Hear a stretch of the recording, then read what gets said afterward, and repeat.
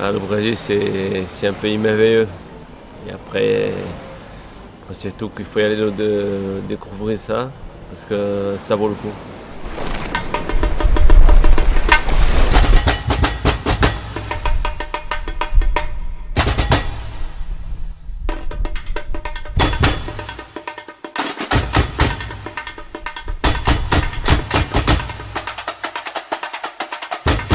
Il y en a tout là-bas. Chez nous, c'est un pays où le peuple il est toujours heureux, même si on a beaucoup de difficultés. Mais on essaye toujours de garder le sourire. Et après, le pays, je suis là qui a envie de découvrir des plages, de la montagne, d'être tranquille. On a tout ça là-bas, il faut y aller. Moi, je pense que dans la vie, on a une seule vie, il faut bien la profiter, même si des fois on n'est pas heureux financièrement, qu'on est un peu moins riche que les autres, on essaie toujours de garder ce sourire-là. Je pense que ça vient de nos parents. Quand on est petit, ils nous élèvent comme ça. Il faut grandir avec ce sourire-là, même si dans la difficulté, c'est un pays que tout le monde pense bien profiter de la vie.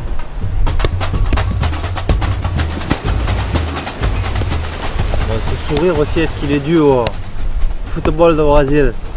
C'est en partie grâce à ça aussi? Ouais, ça joue beaucoup, surtout pour les gamins qui malgré toute difficulté, on a le foot pour s'amuser dans les quartiers, dans la rue. Et c'est ça qui nous donne le plaisir d'être heureux.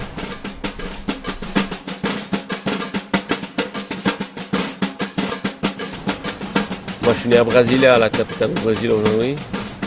À l'époque, mon père était venu pour travailler, pour construire Brasilia, pour être la capitale du Brésil. Mon père était ouvrier, ma mère couturière.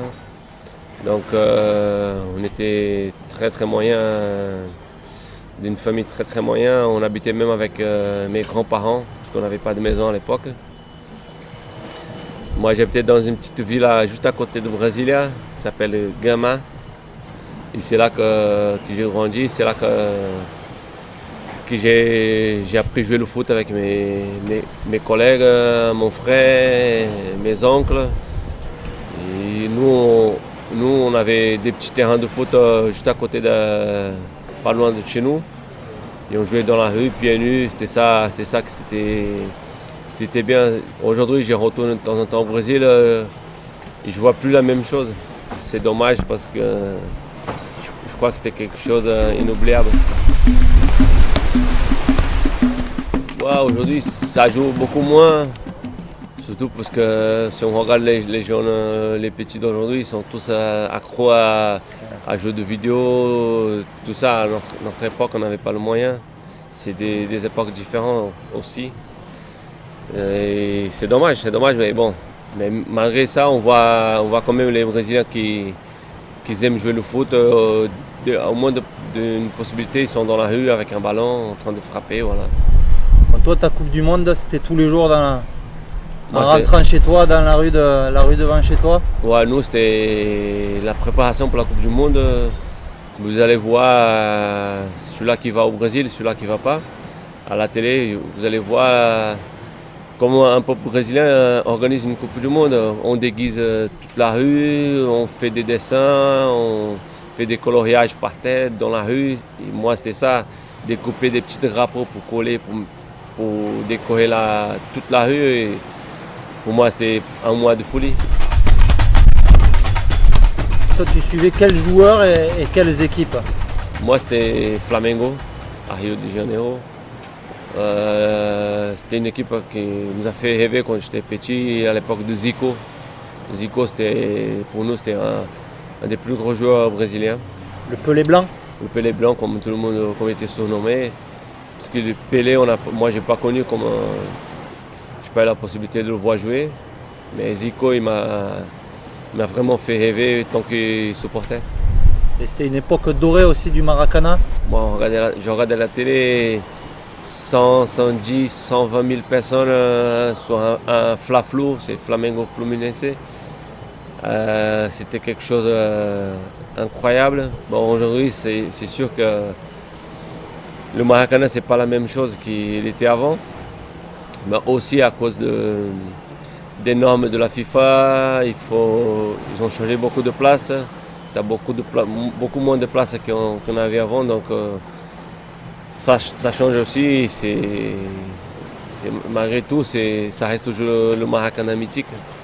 C'est un des stades les plus beaux dans le monde. Pito, quand est-ce qu'il commence à s'intéresser vraiment au foot, à penser à peut-être en faire sa vie? Et moi, j'avais un club dans ma ville qui disputait la première division de championnat de Brasilia.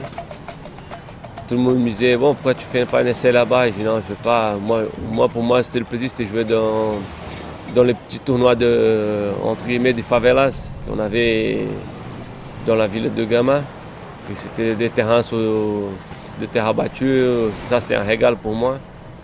C'était à l'âge de 17 ans qu'un ami m'a dit pourquoi tu ne fais pas un essai dans un club? Il y a un club dans le sud du Brésil qui s'appelle Chapecoense. Il m'a demandé si j'avais envie d'aller faire un essai. J'ai dit pourquoi pas. Et c'est là que tout a commencé vraiment en pensant un jour de devenir un footballeur professionnel. Tu te rappelles du premier jour où tu y vas là-bas? Je suis parti tout seul, entre guillemets, parce que quand je suis parti, il y en avait 6 jeunes comme moi qui sont partis en même temps pour tenter la chance. On était partis tous les 7. On se tapait 32 heures de route dans le bus pour arriver jusqu'à Chapeco. C'était la ville où vraiment j'ai commencé à jouer au foot. J'ai fait un an dans le centre de formation. Après, l'année d'après, j'étais déjà dans les pros. J'ai signé mon premier contrat pro à 18 ans. Quand je suis parti là-bas pour jouer, j'étais arrière droit. Mais en arrivant là-bas, je me retrouvais dans l'axe, dans la défense. Et voilà, j'ai jamais sorti, tant mieux. Après, pour moi, c'était que de bonheur. J'ai commencé à jouer à 19 ans. J'avais même des matchs déjà que j'ai joué en tant que titulaire. Ensuite, je suis parti à Paraná Club, un club de première division au Brésil. C'était là que vraiment le foot il a pris une autre dimension pour moi. Ouais, il y en a à l'époque tous les grands footballeurs, mais pour moi, c'était que tout le monde connaît, c'était Romario, c'était mon idole. Après Zico, c'était lui. J'ai eu la possibilité de jouer contre lui et quand j'étais à Paraná Club, on a fait 2 matchs contre Vasco da Gama en demi-finale de Copa João Avelange, les JO qui sont passés. Et donc moi j'ai eu ce plaisir de affronter Romario qui m'a fait pleurer pendant la Coupe du Monde 1994. Cette sélection, est-ce qu'un jour tu l'as touché du doigt, cette sélection brésilienne? Ouais, un jour j'étais pas loin. À l'époque quand j'étais au Brésil, ça parlait beaucoup de moi déjà avec l'équipe du Brésil. Bon, après c'est la vie, on ne peut pas savoir si j'avais continué au Brésil, si j'allais vraiment un jour jouer avec l'équipe du Brésil. Je suis arrivé en Suisse. J'ai eu une possibilité de rejoindre l'équipe du Brésil, mais à l'époque j'étais blessé, donc voilà, j'ai pas eu si on peut dire comme ça, c'était la chance d'être sélectionné pour l'équipe du Brésil. Si j'étais arrivé dans un gros club européen, peut-être que c'était plus facile pour être dans l'équipe du Brésil. Comment ça s'est fait ton arrivée en Europe? Ça s'était fait on va dire en 48 heures. Parce qu'avant d'arriver en Europe, je devais aller au Mexique. Parce qu'il y avait un club de Mexique qui voulait me reprendre avec le Paraná Club. Et le président du Paraná Club il m'a dit non, Hilton, je t'apprécie beaucoup. Je vois pas je veux pas que tu pars au Mexique parce que c'est pas un football pour toi. Par contre, il y a une possibilité, si tu veux, d'aller en Europe pour jouer avec le Servette de Genève. Et c'est comme ça que ça se fait. Et moi, j'ai pas réfléchi. J'ai dit, bon, je vais en Europe, la Suisse, c'est juste au milieu. Il y a tous les pays, championnat allemand, anglais, espagnol, italien, français. Et bon, j'ai dit, bon, peut-être il y a une possibilité après de rebondir dans des championnats différents. Bon, tu as plutôt bien rebondi parce que là, cette année, c'était ta 10e saison en France, je Ouais, crois.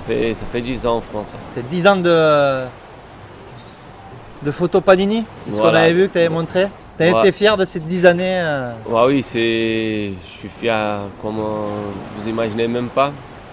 Parce que moi, je disais quand j'étais gamin, pendant la Coupe du Monde, nous, c'était collectionner les panini au Brésil pour la Coupe du Monde. Et aujourd'hui, moi, je fais partie de ça. Moi, ça fait 10 ans de France. Je regarde toutes les années que j'étais dedans.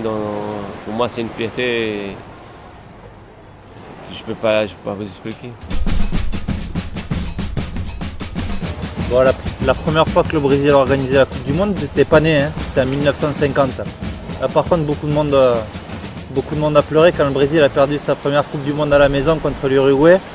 Toi, même si tu es né beaucoup plus tard, c'est des images qui ont tourné et que tu as vues. Ouais, j'ai regardé après, mais moi, ça c'est personnel. Le Brésil perd une finale. Bon, une finale, ça se perd aussi, il n'y a pas de souci. Tu joues, les autres ils méritent. Mais pour moi, un truc qui m'a choqué vraiment, c'est le but que Barbosa prend. Après, 90% de peuple brésilien, il a mis la défaite sur le dos de gardien. Et moi, je vois le but aujourd'hui, c'est sûr que j'ai dit, bon, peut-être il y a une petite faute de main de gardien. Mais à l'époque, les gardiens, c'était pas comme les gardiens d'aujourd'hui. Ils ne s'entraînaient pas de la même façon. Donc, pour moi, c'est dommage qu'ils attribuent cette défaite à une seule personne. D'ailleurs, ce gardien t'en parlait dans un reportage récemment sur le foot à Rio. Il disait que la peine maximale au Brésil, c'était 30 ou 40 ans. Et que Ouais, lui, il avait payé en fait plus que la peine maximale, il avait payé toute sa vie et que ça lui reste en travers de la gorge. Ah oui, c'est ça. Hein. Toute sa vie, où il partait, où il sortait, les gens ils lui parlaient de ça. Et je pense que pour un être humain, d'être jugé de cette façon-là, parce que tu prends un but, mais pour que le ballon il arrive dans le but, les joueurs de Uruguay ils sont pas arrivés tout seuls. Hein. Ils ont éliminé au moins les 10 joueurs qui étaient sur le champ pour arriver au face à face. Bon, après l'autre il frappe, il y a le but. C'est des buts qui arrivent. Hein.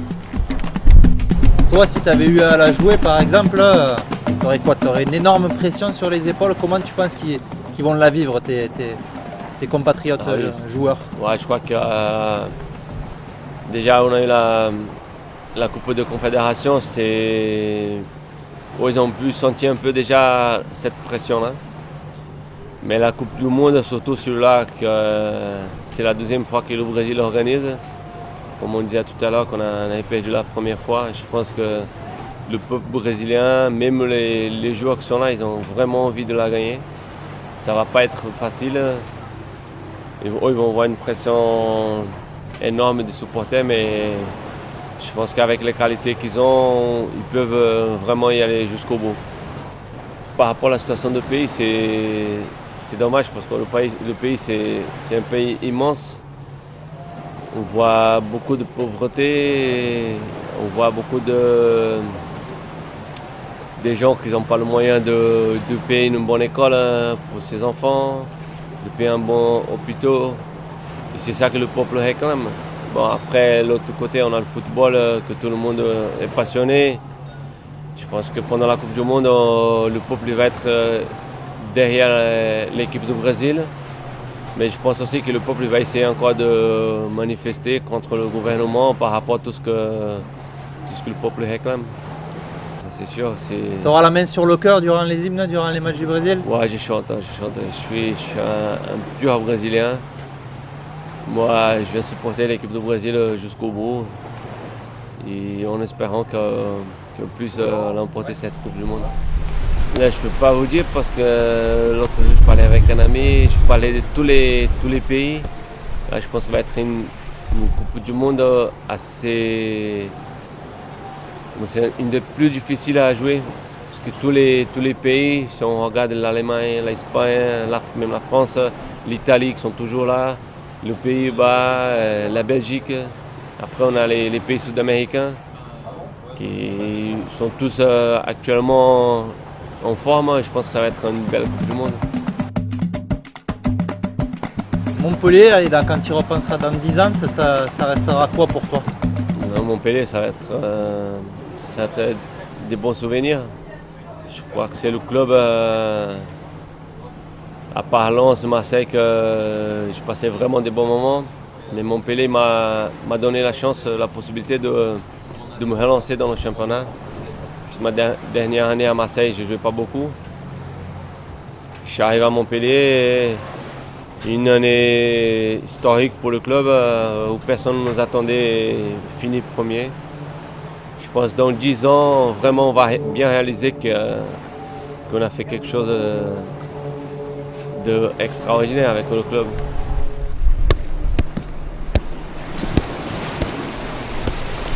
Boa sorte, Brasil. Vamos ganhar essa Copa do Mundo para o povo. Grande abraço.